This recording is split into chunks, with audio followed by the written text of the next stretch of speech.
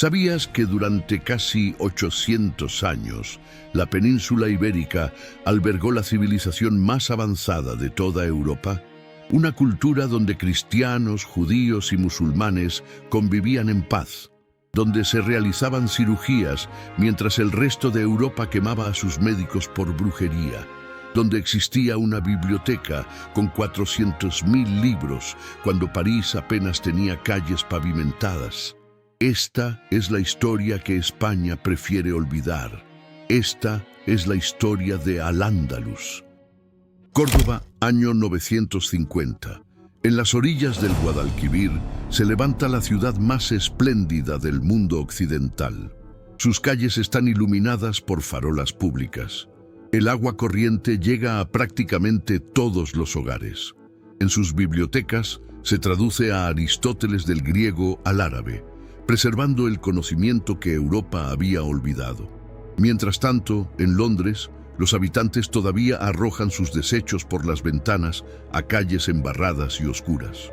Pero hoy, cuando recorres las ciudades españolas, este pasado brilla por su ausencia. Los libros de historia lo mencionan apenas de pasada. Los monumentos árabes se presentan como curiosidades exóticas, no como parte integral de la identidad ibérica. ¿Por qué? Porque Al-Ándalus representa algo que contradice la narrativa oficial. Durante siglos, la civilización islámica no fue el enemigo de Europa, fue su maestra, que lleva a un reino entero a desmoronarse en apenas 3 años. Esta es la pregunta que debemos hacernos cuando hablamos de la conquista musulmana de Hispania. Porque lo que ocurrió en el año 711 no fue simplemente una invasión militar, fue el colapso total de un sistema que ya estaba podrido desde dentro. El reino visigodo de Hispania en el año 711 era una sombra de lo que había sido. Rodrigo, el último rey visigodo, había llegado al trono mediante un golpe de estado, desplazando a los herederos legítimos del rey anterior, Witiza. La nobleza estaba dividida. Las revueltas campesinas eran constantes. Los judíos, severamente perseguidos por las leyes visigodas, esperaban cualquier oportunidad para liberarse de sus opresores. Y en las fronteras del norte de África, un nuevo poder emergía con una fuerza arrolladora: el califato omeya de Damasco. Pero la chispa que encendió la pólvora no vino de Damasco, vino de dentro de la propia Hispania. Los hijos de Witiza, despojados de su derecho al trono, buscaron aliados donde pudieron encontrarlos. Y los encontraron al otro lado del estrecho de Gibraltar, en la figura de Musa ibn Nusayr, gobernador musulmán del norte de África. La propuesta era simple pero revolucionaria: ayuda militar a cambio de tributos. Nadie imaginaba que aquella ayuda militar duraría casi 800 años. En abril del año 711, un ejército de aproximadamente 7.000 hombres cruzó el estrecho de Gibraltar bajo el mando de Tariq ibn Ziyad, un general bereber liberto que serviría bajo las órdenes de Musa. Contrario a lo que muchos piensan, no era un ejército árabe. La mayoría eran bereberes del norte de África, recientemente convertidos al Islam. Desembarcaron en un peñón rocoso que desde entonces llevaría el nombre de su comandante, Jabal Tariq, la montaña de Tariq, que con el tiempo se transformaría en Gibraltar. La leyenda cuenta que Tariq quemó sus barcos después del desembarco y pronunció un discurso épico ante sus tropas: «El mar está a vuestras espaldas, el enemigo frente a vosotros. No tenéis más opción que la victoria o el martirio». Aunque los historiadores debaten la veracidad de este episodio, lo que es indiscutible es lo que vino después. En julio del 711, en algún lugar cerca del río Guadalete, el ejército de Tariq se enfrentó a las fuerzas del rey Rodrigo. La batalla de Guadalete no fue el choque épico de civilizaciones que la propaganda posterior pintaría. Fue algo mucho más prosaico y precisamente por eso mucho más devastador. Fue una traición masiva. Cuando las tropas se enfrentaron, gran parte de la nobleza visigoda simplemente abandonó el campo de batalla. Los seguidores de los hijos de Witiza, que formaban las alas del ejército visigodo, se retiraron deliberadamente, dejando el centro expuesto. El rey Rodrigo desapareció en la confusión de la batalla. Su cuerpo nunca fue encontrado, alimentando leyendas que perdurarían siglos.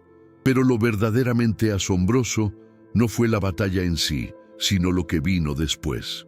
En los 3 años siguientes, prácticamente toda la península ibérica cayó bajo control musulmán. ¿Cómo es posible que un reino que había existido durante casi 3 siglos se desmoronara tan rápidamente? La respuesta está en comprender que para la mayoría de la población, los nuevos gobernantes no eran conquistadores extranjeros, eran liberadores. Los campesinos hispano-romanos, que constituían la inmensa mayoría de la población, habían sido oprimidos durante generaciones por la aristocracia visigoda. Los impuestos eran aplastantes, la justicia arbitraria y las oportunidades de ascenso social prácticamente inexistentes. Cuando llegaron los musulmanes con su promesa de impuestos más bajos para quienes aceptaran la nueva administración, y con su política de tolerancia religiosa, muchas ciudades simplemente abrieron sus puertas sin resistencia. Los judíos hispánicos fueron especialmente receptivos. Durante el reino visigodo habían sufrido persecuciones sistemáticas, prohibiciones de practicar su religión, confiscación de propiedades, incluso esclavitud forzada de sus hijos. El código visigodo era explícitamente antisemita, así que cuando las tropas de Tarik llegaban a las ciudades, con frecuencia eran las comunidades judías quienes les abrían las puertas y en algunos casos incluso se les encargaba la defensa de las ciudades, mientras los ejércitos musulmanes continuaban su avance. Para el año 714, prácticamente toda la península estaba bajo control musulmán, con excepción de algunas zonas montañosas del norte donde los restos del ejército visigodo y nobles locales establecieron pequeños reductos de resistencia que, con el tiempo, darían origen a los reinos cristianos del norte. Pero en ese momento eran insignificantes.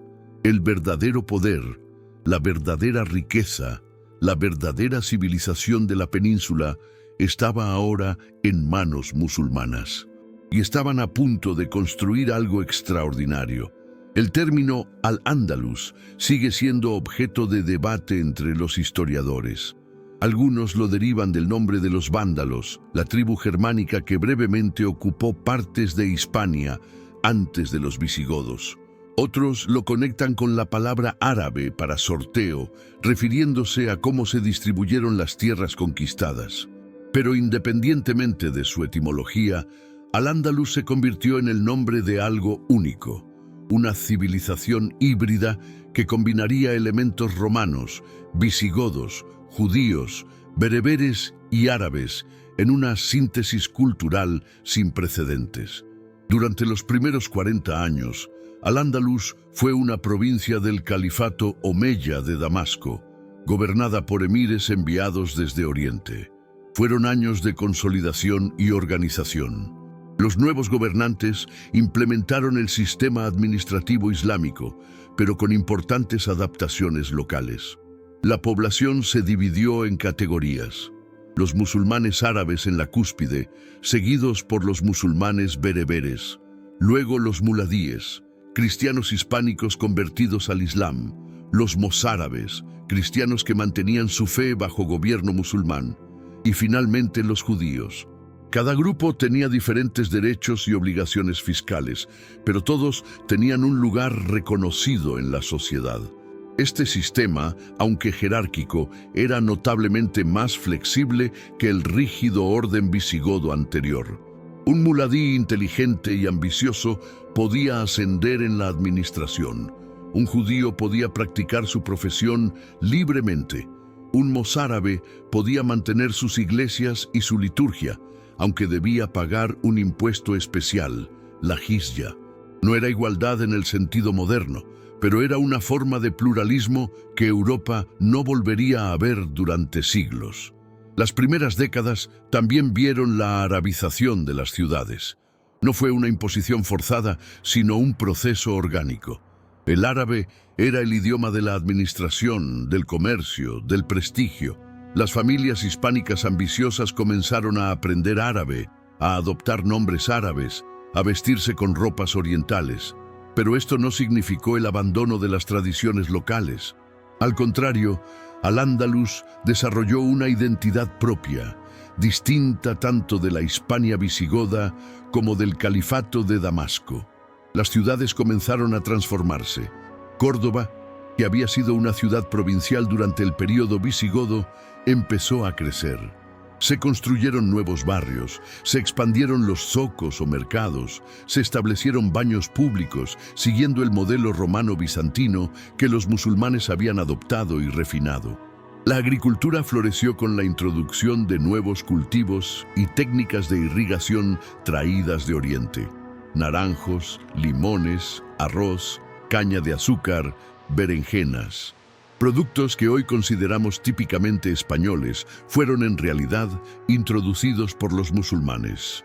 Pero en el año 750 algo ocurrió en Damasco que cambiaría para siempre el destino de Al-Ándalus. La dinastía Omeya, que había gobernado el mundo islámico desde la muerte del profeta, fue derrocada en una revolución sangrienta. Los abasíes, la nueva dinastía, masacraron sistemáticamente a todos los miembros de la familia Omeya que pudieron encontrar. Todos, excepto uno, un joven príncipe de 20 años que logró escapar de la matanza y huyó hacia el oeste, buscando refugio en el único territorio donde los asesinos de su familia no podían alcanzarlo. Su nombre era Abd al-Rahman y estaba a punto de convertir a Al-Ándalus en algo que nunca había sido planeado, un reino independiente. La historia de Abd al-Rahman ibn Muawiyah es una de las más extraordinarias de la Edad Media, aunque raramente se cuenta en los libros de historia occidentales. Imagina esto: eres un príncipe de 20 años, nieto del califa del imperio más poderoso del mundo. Una noche, mientras duermes en tu palacio en Damasco, soldados irrumpen con la orden de ejecutar a toda tu familia. Logras escapar por una ventana, todavía en ropa de dormir, y corres hacia el río Éufrates. Detrás de ti escuchas los gritos de tus hermanos siendo asesinados. Te lanzas al río, los soldados te siguen. Tu hermano menor de 13 años te suplica que regreses, asustado de cruzar solo. Regresas a buscarlo. Los soldados los capturan a ambos. Decapitan a tu hermano frente a ti. Por algún milagro, tú escapas nuevamente. Esta fue la noche que forjó Abd al-Rahman I, el hombre que los historiadores árabes llamarían al-Dajil, el inmigrante, y que sus enemigos temerían como el Halcón de Quraysh. Durante 6 años vagó por el norte de África, siempre un paso adelante de los asesinos, enviados por los abasíes. Vivió entre tribus bereberes, aprendió a sobrevivir con casi nada, desarrolló la dureza y la astucia que necesitaría para lo que vendría después. Pero nunca olvidó quién era, el último de los omeyas, el heredero legítimo del califato que le habían robado. En el año 755, con apenas 25 años, Abd al-Rahman puso sus ojos en Al-Ándalus. Era el único territorio del antiguo imperio omeya, lo suficientemente lejos de Bagdad como para estar fuera del alcance de los abasíes. Envió mensajeros secretos a los clientes omeyas en la península, sirios que habían sido asentados allí décadas antes y que todavía guardaban lealtad a la familia derrocada. La respuesta fue favorable. Con un pequeño ejército de partidarios bereberes y árabes sirios, desembarcó cerca de Al-Muñécar en el año 756. El emir en funciones, Yusuf al-Fihri, subestimó completamente al joven príncipe refugiado. Fue un error fatal. Abd al-Rahman demostró ser un estratega brillante y un político astuto. En una serie de batallas y maniobras diplomáticas, en menos de un año había tomado el control de Al-Ándalus. El 15 de mayo del 756 entró triunfalmente en Córdoba y fue proclamado emir. Pero hizo algo revolucionario: se negó a proclamarse califa.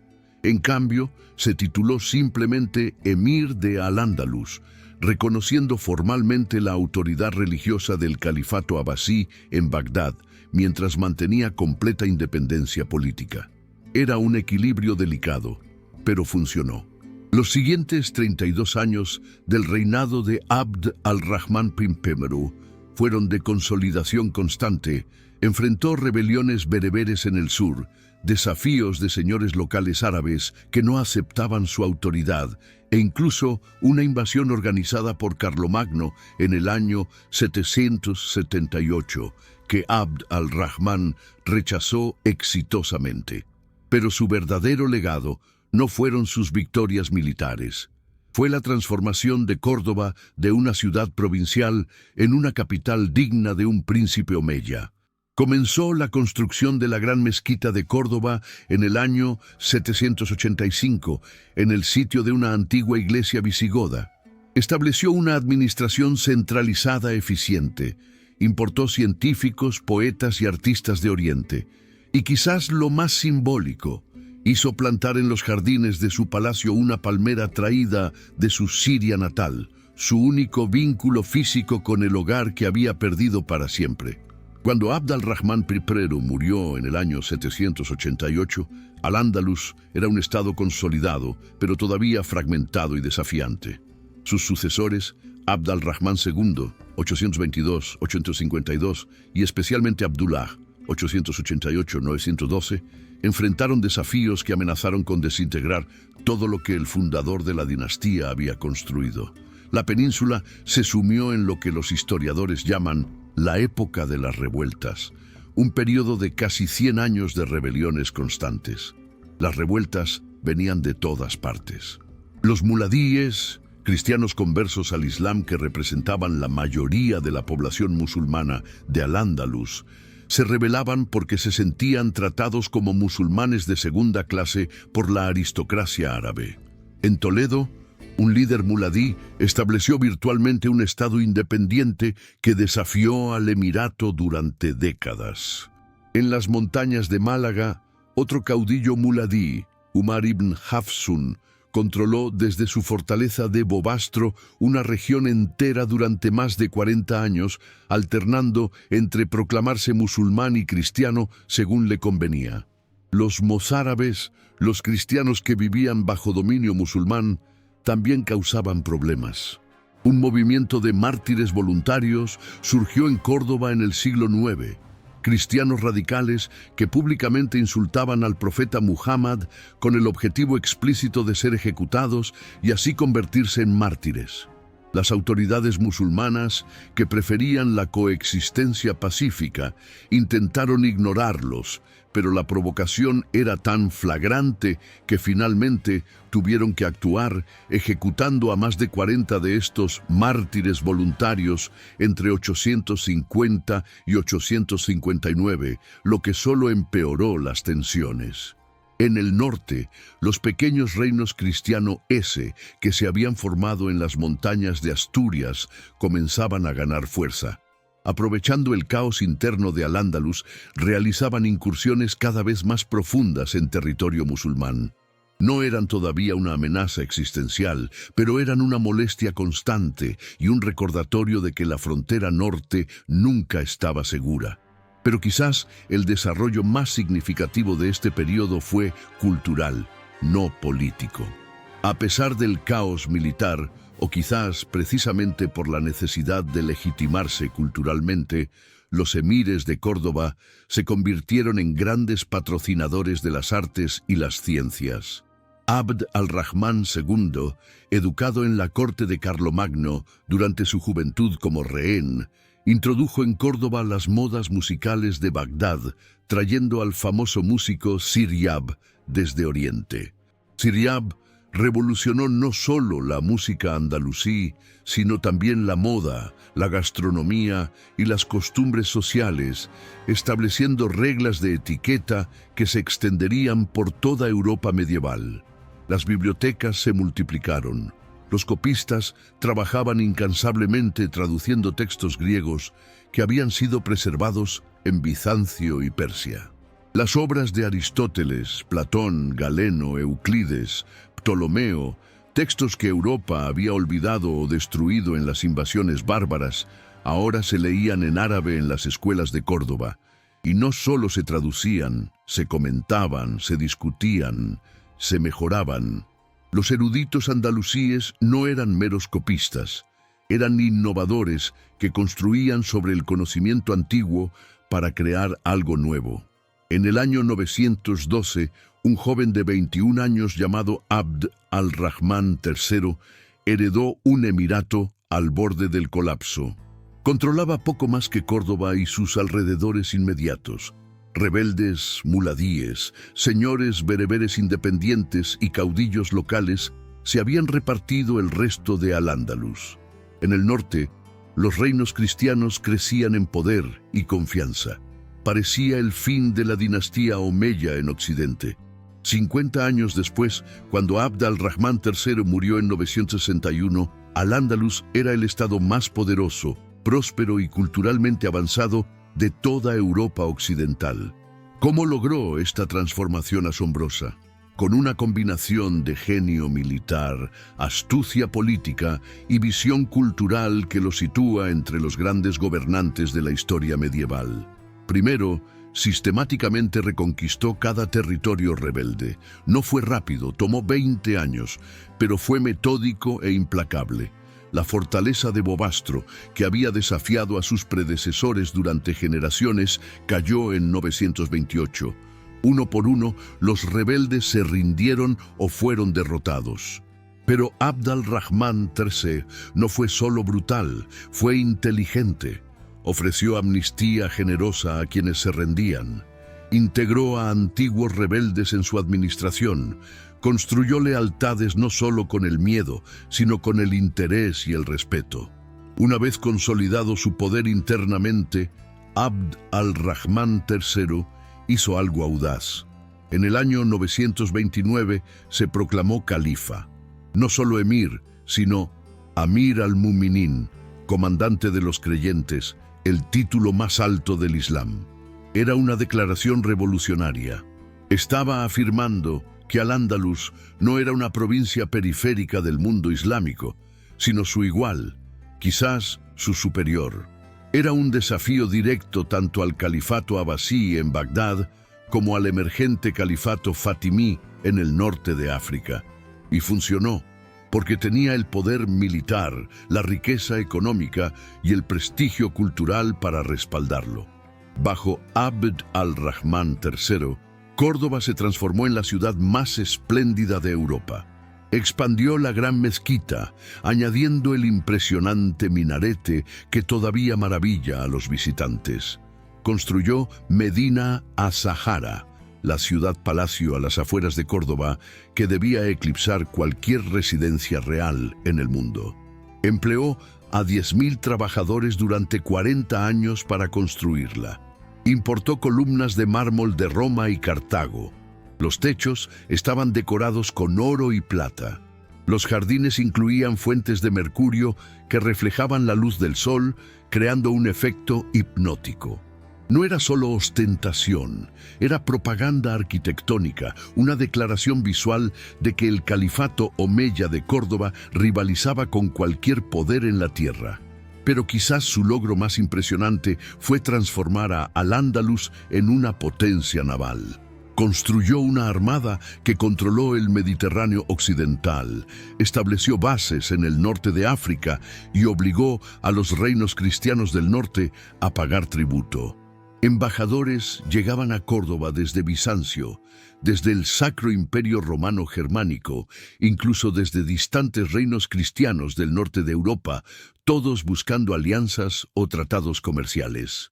Abd al-Rahman III había logrado lo imposible. Un refugiado sin un reino se había convertido en el gobernante más poderoso de Occidente. Para comprender verdaderamente lo que fue Al-Ándalus en su apogeo, necesitamos hacer algo incómodo, compararlo directamente con el resto de Europa en el mismo periodo. Y la comparación no es solo favorable para Córdoba, es absolutamente devastadora para el resto del continente. Estamos hablando de un abismo civilizatorio tan profundo que cuesta creer que ambas regiones compartieran el mismo planeta, mucho menos el mismo siglo. Córdoba, en el año 950, bajo el reinado de Abd al-Rahman III y su hijo al-Hakam II, era una metrópoli de aproximadamente 500.000 habitantes. Algunas fuentes árabes hablan de hasta 1 millón, lo cual probablemente es una exageración. Pero incluso siendo conservadores, estamos hablando de la ciudad más grande de Europa Occidental. ¿Qué tan grande? París, la segunda ciudad más importante del continente cristiano, tenía apenas 25.000 habitantes. Londres no llegaba a 15.000. Roma, la antigua capital del imperio que había dominado el mundo conocido, era una sombra ruinosa de su pasado, con menos de 30.000 habitantes viviendo entre monumentos abandonados y acueductos rotos. Pero el tamaño no era lo más impresionante de Córdoba. Lo impresionante era la infraestructura. La ciudad tenía más de 3.000 mezquitas, desde la colosal mezquita mayor hasta pequeñas mezquitas de barrio. Pero esto no era solo cuestión religiosa, era cuestión de higiene pública. Cada mezquita tenía fuentes y baños para las abluciones rituales, lo que significaba que por toda la ciudad había acceso a agua limpia. Compara esto con París o Londres, donde la gente arrojaba sus desperdicios directamente a las calles, donde las enfermedades se propagaban sin control, donde bañarse era considerado peligroso para la salud. Córdoba tenía más de 300 baños públicos, los famosos hammams, heredados de la tradición romana bizantina. Eran lugares de socialización, de negocios, de relajación. Los europeos cristianos del norte, mientras tanto, habían abandonado completamente la cultura del baño que Roma había llevado a sus territorios. No es coincidencia que las grandes epidemias de la Edad Media fueran infinitamente más devastadoras en la Europa cristiana que en los territorios musulmanes. La higiene no era un lujo, era una diferencia entre la vida y la muerte. Las calles de Córdoba estaban pavimentadas y, esto es crucial, iluminadas por la noche. Farolas públicas alimentadas con aceite permitían a la gente transitar por la ciudad después del anochecer con seguridad. En París, Londres o cualquier otra ciudad cristiana europea, la noche significaba oscuridad total. Las calles se convertían en territorio de criminales y animales salvajes. La gente simplemente no salía después del anochecer a menos que fuera absolutamente necesario. En Córdoba, la vida nocturna florecía. Mercados nocturnos, poetas recitando en las plazas, astrónomos observando los cielos desde observatorios públicos. El agua corriente llegaba a la mayoría de los hogares mediante un sistema de acueductos que rivalizaba con los de la Roma imperial. Los jardines de Córdoba, regados por ingeniosos sistemas de irrigación derivados de tecnología persa y mejorados localmente, eran legendarios. Los califas competían por crear los jardines más elaborados, importando plantas exóticas de todo el mundo conocido.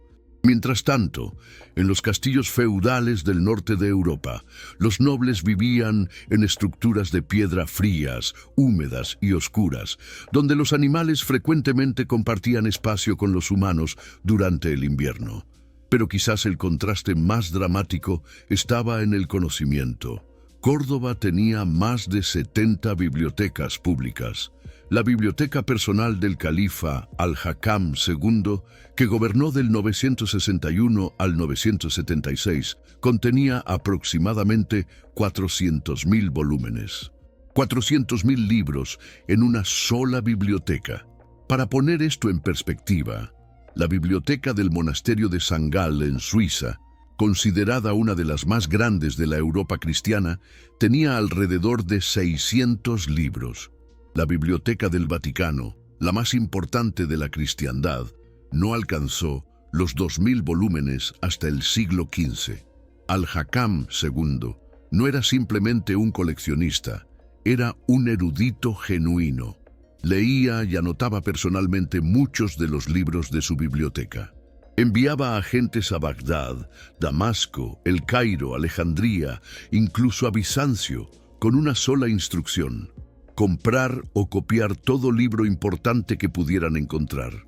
En su biblioteca se podían encontrar textos de medicina griega, astronomía india, matemáticas persas, filosofía china traducida al árabe. Era el repositorio del conocimiento humano acumulado de todas las civilizaciones conocidas. Y este conocimiento no se guardaba bajo llave. Córdoba tenía un sistema de educación pública sin precedentes en Europa. Escuelas primarias gratuitas enseñaban a leer y escribir a niños de todas las clases sociales, no solo a los hijos de la élite. La tasa de alfabetización en Córdoba se estima en alrededor del 80%, una cifra que Europa occidental no alcanzaría hasta el siglo XIX. En Inglaterra, Francia o Alemania del siglo X, menos del 1% de la población sabía leer, y eso incluía a muchos nobles y reyes. Carlomagno, el gran emperador del Sacro Imperio Romano, era analfabeto. Las mujeres en Al-Ándalus tenían acceso a la educación de una manera impensable en la Europa cristiana. Existían poetisas famosas como Walada bint al-Mustakfi, que no solo escribía poesía erótica sorprendentemente explícita, sino que la recitaba públicamente en su propio salón literario. Había mujeres médicas, matemáticas, copistas de manuscritos. Lubna de Córdoba, en el siglo X, era considerada una de las mejores matemáticas y calígrafas de su tiempo, trabajando directamente para el califa. Compara esto con Europa, donde el debate teológico serio se centraba en si las mujeres tenían alma, y donde la educación femenina era considerada no solo innecesaria, sino potencialmente peligrosa. La economía también presentaba contrastes brutales. Córdoba era el centro de una red comercial que se extendía desde Escandinavia hasta el África subsahariana, desde China hasta las Islas Británicas. Sus zocos vendían sedas chinas, especias indias, oro africano, ámbar báltico, pieles escandinavas. La moneda cordobesa, el dinar de oro, era aceptada desde Bagdad hasta Ámsterdam como símbolo de estabilidad y valor. Mientras tanto, gran parte de Europa había retrocedido a una economía de trueque. Las monedas de oro prácticamente habían desaparecido. El comercio a larga distancia era mínimo. La vida económica se había localizado al nivel de señoríos feudales autosuficientes. Pero si tuviera que elegir un solo aspecto de Al-Ándalus que verdaderamente lo distinguía de su tiempo, no sería la arquitectura, ni la ciencia, ni la riqueza económica. Sería algo mucho más radical, algo que Europa tardaría casi 1000 años en intentar replicar: la convivencia. La coexistencia pacífica y productiva de 3 religiones monoteístas en una misma sociedad. La palabra española convivencia apenas captura la complejidad de lo que ocurrió en Al-Ándalus entre los siglos VIII y XI. No estamos hablando simplemente de tolerancia pasiva, de grupos religiosos ignorándose mutuamente mientras vivían vidas separadas. Estamos hablando de una síntesis cultural activa, donde musulmanes, cristianos y judíos no solo coexistían, sino que colaboraban, aprendían unos de otros, incluso se mezclaban culturalmente de maneras que escandalizarían a los puristas de cualquiera de los 3 grupos. Empecemos con los mozárabes, los cristianos que vivían bajo dominio musulmán. Contrario a la propaganda posterior de la Reconquista, que los pintaba como oprimidos esperando liberación, muchos mozárabes prosperaron. Mantenían sus iglesias, sus obispos, su liturgia visigótica. Sí, pagaban un impuesto especial, la jizya, pero este impuesto los eximía del servicio militar y era generalmente más bajo que los impuestos que pagaban los musulmanes. Algunos mozárabes alcanzaron posiciones importantes en la administración califal. Recibius, un mozárabe, fue obispo de Elvira y simultáneamente sirvió como diplomático del califa en misiones a los reinos cristianos del norte. Pero lo más fascinante era la arabización cultural de los mozárabes. Adoptaron nombres árabes, vestían ropas árabes, hablaban árabe en casa incluso mientras mantenían el latín para la liturgia. Un cronista mozárabe del siglo IX, Álvaro de Córdoba, se quejaba amargamente de que los jóvenes cristianos estaban más interesados en leer poesía árabe que las escrituras latinas, que escribían cartas en árabe con más elegancia que los propios árabes, que consideraban su propia herencia cultural inferior a la islámica. Álvaro lo veía como una tragedia. En realidad, era el testimonio de una cultura tan vibrante y atractiva que hasta aquellos que no compartían su religión querían participar en ella. Los judíos experimentaron lo que muchos historiadores llaman la Edad de Oro del judaísmo español. Después de siglos de persecución bajo los visigodos, Al-Ándalus les ofreció no solo seguridad, sino oportunidades sin precedentes. Hasdai ibn Shaprut, un judío de Jaén, se convirtió en médico personal del califa Abd al-Rahman III y en su principal diplomático negociando tratados con Bizancio y los reinos cristianos del norte. Samuel ibn Nagrella fue simultáneamente visir del reino Taifa de Granada, comandante militar que lideró ejércitos musulmanes en batalla y uno de los mayores poetas hebreos de la historia. Estos no eran casos aislados, eran ejemplos de un sistema donde el talento podía superar, aunque no eliminar completamente, las barreras religiosas. La colaboración intelectual entre los tres grupos religiosos produjo algunos de los logros más impresionantes de Al-Ándalus. Las escuelas de traductores de Córdoba y más tarde de Toledo reunían a eruditos musulmanes, cristianos y judíos trabajando juntos para traducir textos del griego, el latín, el hebreo y el árabe. Un erudito judío podría traducir un texto médico griego al hebreo. Un cristiano mozárabe lo traduciría del hebreo al latín y un musulmán lo comentaría en árabe. Este trabajo colaborativo preservó el conocimiento clásico y lo transmitió a la Europa cristiana, donde eventualmente alimentaría el Renacimiento. La filosofía floreció en este ambiente de intercambio intelectual. Maimónides, el más grande filósofo judío medieval, nació y se educó en Córdoba, escribiendo sus obras fundamentales en árabe. Averroes, el gran comentarista musulmán de Aristóteles, cuyas obras influirían profundamente en Santo Tomás de Aquino y toda la escolástica cristiana, también era cordobés. Ambos bebieron de las mismas fuentes, estudiaron en las mismas bibliotecas, participaron en las mismas tradiciones intelectuales. La idea moderna de que las tres religiones abrahámicas son inherentemente incompatibles habría parecido absurda en la Córdoba del siglo X, pero sería ingenuo romantizar la convivencia. No era igualdad. La sociedad de Al-Ándalus era jerárquica, con los musulmanes árabes en la cúspide, seguidos por bereberes, muladíes, mozárabes y judíos. Había tensiones, discriminaciones, ocasionales estallidos de violencia.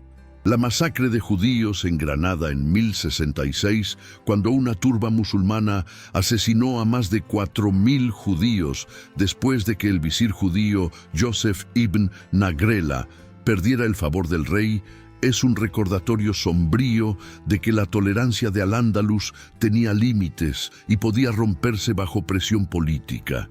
Además, había puristas en los tres grupos religiosos que rechazaban la mezcla cultural. Ya mencionamos a Álvaro de Córdoba entre los cristianos. Entre los musulmanes, Los alfaquíes o juristas islámicos frecuentemente denunciaban la excesiva permisividad de los califas. Entre los judíos había rabinos que advertían contra la asimilación excesiva. Estas voces conservadoras existían y tenían audiencia, pero durante los siglos X y XI fueron minoritarias. La mayoría de la población parecía cómoda con la hibridación cultural. Lo crucial es poner la convivencia andalusí en contexto histórico. En la misma época, la Europa cristiana estaba desarrollando una ideología de guerra religiosa que culminaría en las cruzadas. Los judíos europeos vivían en guetos, sin derechos legales, sujetos a expulsiones caprichosas y pogromos periódicos. La idea de que un judío o un musulmán pudiera servir como consejero de un rey cristiano o viceversa era literalmente impensable. La Inquisición, que perseguiría brutalmente a judíos y musulmanes convertidos en España, estaba todavía siglos en el futuro, pero las semillas de esa intolerancia ya estaban plantadas. Al-Ándalus no era un paraíso multicultural en el sentido moderno, pero era algo sin precedentes en la Europa medieval, una sociedad donde la diversidad religiosa no solo era tolerada, sino que era vista como una fuente de fortaleza y enriquecimiento cultural, donde un musulmán podía ser tratado por un médico judío usando conocimientos médicos traducidos del griego por un cristiano, donde poetas de las tres religiones competían en certámenes literarios, juzgados por la calidad de su árabe, no por su fe, donde la identidad cultural compartida de ser andalusí podía, temporalmente al menos, trascender las divisiones religiosas.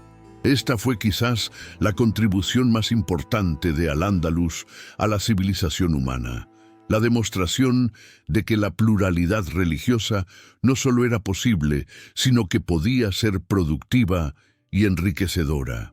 Cuando los reyes católicos finalmente conquistaron Granada en 1492 y comenzaron la expulsión sistemática de judíos y la conversión forzada de musulmanes, no solo estaban destruyendo comunidades humanas, estaban destruyendo la evidencia viva de que otro modelo de sociedad era posible.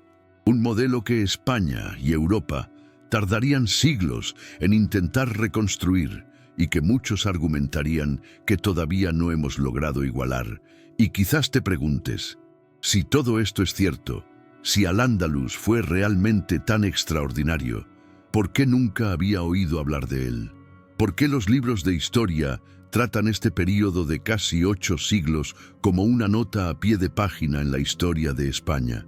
La respuesta es tan inquietante como fascinante, porque Al-Ándalus desafía la narrativa oficial que España ha construido sobre sí misma.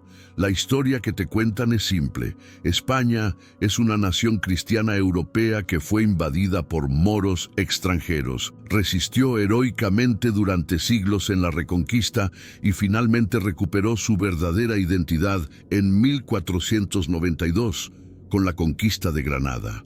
Pero Al-Ándalus revela una verdad mucho más compleja e interesante. Durante casi 800 años, la península ibérica no estuvo ocupada por una cultura extranjera. Fue la cuna de una civilización única, una síntesis extraordinaria de elementos romanos, visigodos, bereberes, árabes, judíos y cristianos. Una civilización que no era ni oriental ni occidental, ni puramente islámica ni cristiana, sino algo completamente nuevo. Cuando Abd al-Rahman III se autoproclamó califa en 929, cuando la biblioteca de Al-Hakam II alcanzó los 400. En 0 volúmenes, cuando Al-Sarawi realizó cirugías que Europa no pudo replicar durante 500 años, cuando las calles de Córdoba brillaron con luz pública mientras París permanecía a oscuras, cuando musulmanes, cristianos y judíos trabajaron juntos, traduciendo a Aristóteles y promoviendo las matemáticas, no estaban imitando a otra civilización. Estaban creando algo original, algo que el mundo nunca había visto antes y, en muchos aspectos, nunca ha vuelto a ver. Todo lo que acabas de ver, la grandeza de Al-Ándalus, Córdoba como la ciudad más avanzada de Europa, la convivencia entre religiones, todo esto plantea una pregunta incómoda. Si los musulmanes construyeron la civilización más brillante de Europa, si los reinos cristianos del norte eran pequeños, pobres y atrasados en comparación, ¿cómo es posible que España se cuente a sí misma como una nación que siempre resistió la invasión mora? La respuesta está en una batalla. Una batalla que supuestamente ocurrió en el año 722, en un lugar llamado Covadonga, en las montañas de Asturias. Según la historia oficial española, un noble visigodo llamado Don Pelayo, con apenas 300 hombres, derrotó milagrosamente a un ejército musulmán de miles de soldados. Esta victoria milagrosa marcó el inicio de la Reconquista, el proceso de 800 años que devolvió España a los cristianos. Es una historia épica, heroica, inspiradora. El problema es que probablemente nunca sucedió, o al menos no de la manera que te la cuentan. Porque cuando investigas las fuentes históricas, cuando comparas las crónicas cristianas escritas 200 años después de los hechos con las fuentes musulmanas contemporáneas, cuando analizas la evidencia arqueológica, descubres algo perturbador. La batalla de Covadonga fue probablemente una escaramuza menor entre un señor local rebelde y una pequeña expedición punitiva musulmana. Nada épico, nada milagroso. Solo otro conflicto fronterizo de los cientos que ocurrían constantemente.